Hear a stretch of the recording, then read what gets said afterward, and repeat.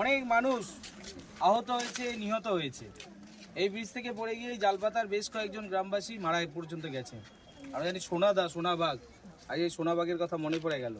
এই সোনাদা কিন্তু এই ব্রিজ থেকে তৎকালীন সময়ে, এটা বাঁশের সাঁকো ছিল, কাঠের ছিল, এটা থেকে পড়ে গিয়ে মারা গিয়েছে। সেই সোনাদার আত্মা আজকে শান্তি পাবে।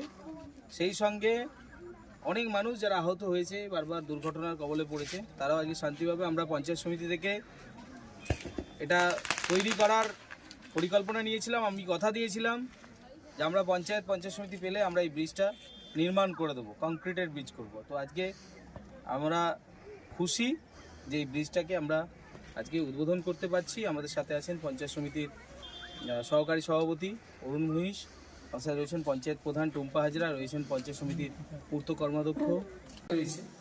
তো আজকে আমরা সকলে মিলে এই আইসিডিএস সেন্টারটা করতে পেরেছি পঞ্চায়েত সমিতির তহবিল থেকে।